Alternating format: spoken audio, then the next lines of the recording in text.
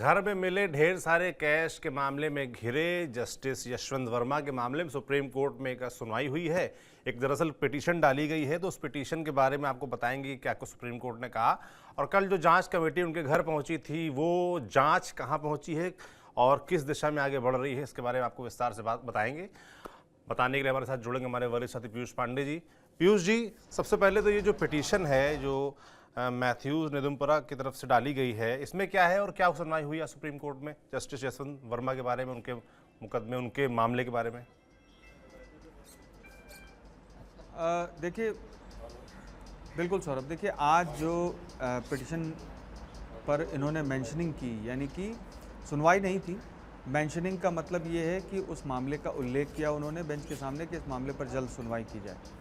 और ये मेंशनिंग करते हुए उन्होंने सुप्रीम कोर्ट की ओर से जो अब तक कदम उठाया गया है उसकी सराहना भी की।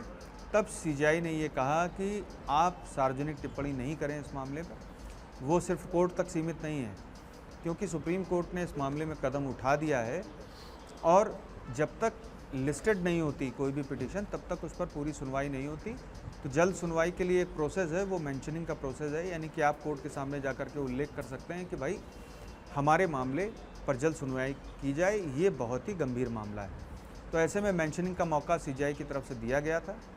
और चूँकि इस मामले में सीजीआई पहले से ही काफ़ी कदम उठा चुके हैं, काफ़ी गंभीरता से उन्होंने इस मामले में एक 3 सदस्यीय समिति का गठन किया है।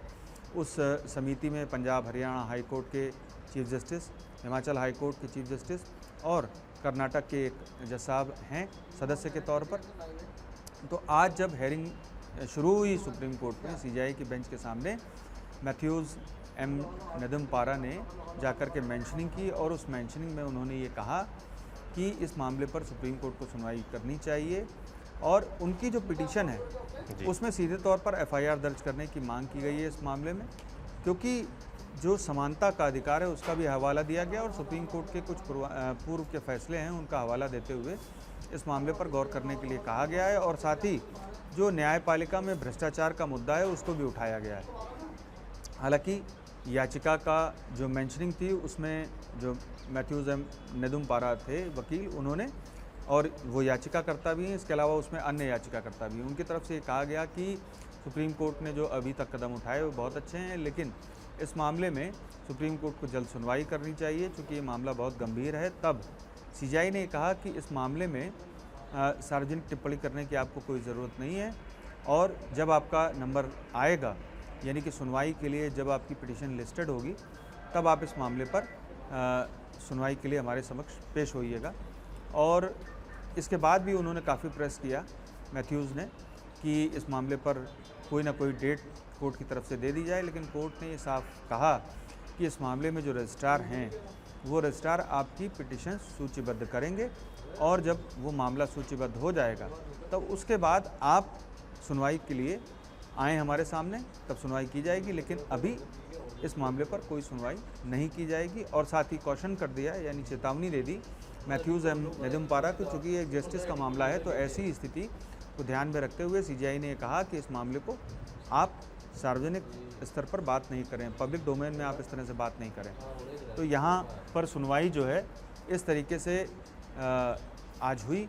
और इसके पहले जो इसमें कमेटी है वो कमेटी कल पहुँची थी जस्टिस यशवंत वर्मा के घर में और वहाँ पर करीब 45 मिनट इस कमेटी ने फाइंडिंग्स देखी हैं, जो पड़ताल है वो की है। उस पड़ताल के दौरान उन्होंने जो वहाँ का स्टाफ है जस्टिस यशवंत वर्मा का, उनसे भी बात की है। चूँकि आप जानते हैं कि जस्टिस यशवंत वर्मा का जो जवाब था उसका भी खुलासा सुप्रीम कोर्ट ने किया था। अपनी जो वेबसाइट है उसमें वो सारे जवाब दस्तावेज़ के तौर पर डाले गए थे और जो हाई कोर्ट के चीफ जस्टिस हैं उनका भी जो फाइंडिंग्स थी इनिशियल इन्वेस्टिगेशन की, यानी कि जो इंक्वायरी शुरू की गई थी उसकी, तो वो भी डाला था। और उसमें चूँकि ये कहा गया है जस्टिस यशवंत वर्मा की तरफ से उनके जवाब में कि जो स्टाफ है उसने भी पैसा नहीं देखा। 14 तारीख की रात आग लगी तब वो वहाँ घर पर नहीं थे। उनके परिवार के जो सदस्य के तौर पर अगर देखा जाए तो उनकी बेटी और उनकी माँ थी, जिन्हें ये कहा गया कि आप घटनास्थल से थोड़ा दूर चले जाएं। तो ऐसी स्थिति में वो भी बिल्कुल सटीक जगह पर मौजूद नहीं थे। और इसके बाद स्टाफ ने जो देखा उस जगह को जहाँ पर आग लगी थी आउट हाउस में, जिसको स्टोर रूम के तौर पर भी यूज़ किया जाता है वहाँ पर उनके घर में, तो वहाँ पर उन्हें कोई जले हुए नोट और इत्यादि देखने को नहीं मिले। लेकिन जो पुलिस कमिश्नर दिल्ली हैं, उनकी तरफ से दिल्ली हाई कोर्ट के चीफ जस्टिस को, उपाध्याय जी को, एक वीडियो भी भेजा गया था और फ़ोटो भी भेजी गई थी, जिसमें ये दिख रहा है कि अग्निशमन विभाग के जो जवान हैं वो आग बुझाने के बाद वो सारी चीज़ें देख रहे हैं।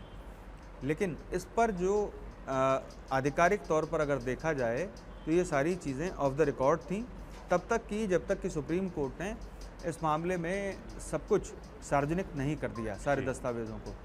लेकिन पुलिस की तरफ से कोई एफआईआर या कोई एनसीआर या जब्ती नहीं की गई, चूँकि ये एक आपराधिक मामला था। तो ऐसी स्थिति में पुलिस की तरफ से सीधे तौर पर चीफ जस्टिस हाई कोर्ट से ये मांग की जा सकती थी कि ये आपराधिक मामला है, और चूँकि जस्टिस यशवंत वर्मा नहीं है शहर में, तो ये एक साजिश भी हो सकती है। तो ऐसी स्थिति में हम एफआईआर दर्ज कर लेते हैं।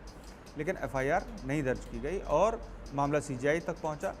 इसके पहले का जो मसला था, इसके पहले का जो ये मसला था कि उनके ट्रांसफ़र को लेकर के पहले से ही प्रस्ताव दिल्ली हाई कोर्ट के सीजे की तरफ से दिया गया था और उस पर अलग से विचार सुप्रीम कोर्ट कर रहा था, जिस पर निर्णय ले लिया गया और केंद्र सरकार को सुप्रीम कोर्ट ने जस्टिस यशवंत वर्मा को इलाहाबाद हाई कोर्ट ट्रांसफ़र करने की सिफारिश भी भेज दी है। और दूसरी तरफ इलाहाबाद हाई कोर्ट में जो बार एसोसिएशन है वो लगातार प्रयास कर रहा है कि जस्टिस यशवंत वर्मा इस मामले में जिन पर आरोप लगे हैं वो किसी भी तरीके से ट्रांसफ़र होकर के इलाहाबाद हाई कोर्ट में शामिल ना हो।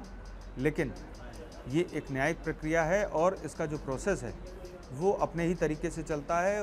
वो सुप्रीम कोर्ट का जो फैसला है इस मामले में 2014 का, उसके मुताबिक ही जो 3 सदस्यीय जांच समिति है, जो जिसमें 3 जज हैं हाई कोर्ट के, वो अपनी तरीके से जांच करेंगे हर एक पहलू की, और उसके बाद सुप्रीम कोर्ट के चीफ जस्टिस और कोलिजियम को रिपोर्ट सौंपेंगे।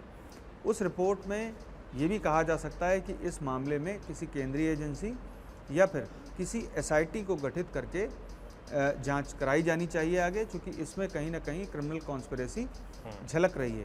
तो ये सारी चीज़ें हैं और अभी जो आगे फाइंडिंग्स करनी है उसमें दिल्ली के पुलिस कमिश्नर से और दिल्ली के जो हाई कोर्ट के जज हैं यशवंत वर्मा जी, उनसे वर्चुअली भी कनेक्ट हो सकती है तीनों जांच सदस्यीय समिति, और इसके अलावा जो उनको तलब भी कर सकती है। तो ऐसी स्थिति में देखना ये होगा कि किस तरीके से पहले बात की जाती है 3 सदस्यीय जांच समिति की तरफ से, और उसके बाद आगे जब रिपोर्ट सौंपी जाएगी तब इस मामले में आधिकारिक तौर पर कोई खुलासा होगा कि जांच समिति की फाइंडिंग्स में क्या सामने आया है। लेकिन जांच समिति को ना ही मीडिया से कोई इंटरेक्शन करना है और ना ही अपनी किसी भी फाइंडिंग्स का खुलासा करना है। ये पूरी तरीके से गोपनीय मामला होगा और जो फाइंडिंग्स होंगी वो पहल सीजीआई और कोलिजियम के सामने पहुंचेगी। उसके बाद सीजीआई और कोलिजियम की तरफ से कोई निर्णय लिया जाएगा। जी सौरभ। बिल्कुल, तो काफ़ी कुछ होना अभी बाकी है। इस मामले में जांच चल रही है। 3 जज, वरिष्ठ जज हैं जो इस मामले की जांच कर रहे हैं, कल घर पहुंचे थे और वहां पर 45 मिनट तक जो है जांच पड़ताल की। जहां जिस कोठरी में बताया जा रहा था 500 के नोटों की भारी भरकम मात्रा में गड्डियां जली थीं, वहां पर भी वो गए और पूछताछ भी की। अब आगे किस दिशा में जांच जाएगी, पीयूष जी आपको समझा रहे थे। पीयूष जी बहुत बहुत धन्यवाद आपका तमाम जानकारियों के लिए। बाकी इस मसले पर जो जस्टिस यशवंत वर्मा है वो कहीं ना कहीं साजिश की बात कह रहे हैं। जो पहली नज़र में नज़र आता है वो पैसा इतना कैसे पहुंचा, भ्रष्टाचार की बात हो रही है, न्यायपालिका की जो साख है उसकी बात हो रही है। तो जांच फिलहाल जारी है, जांच आगे बढ़ेगी। जो भी रिपोर्ट आती है, जो भी जानकारी हम तक आती है, आप तक हम ज़रूर पहुंचाएंगे। आप देखते रहिए TV9 डिजिटल। शुक्रिया।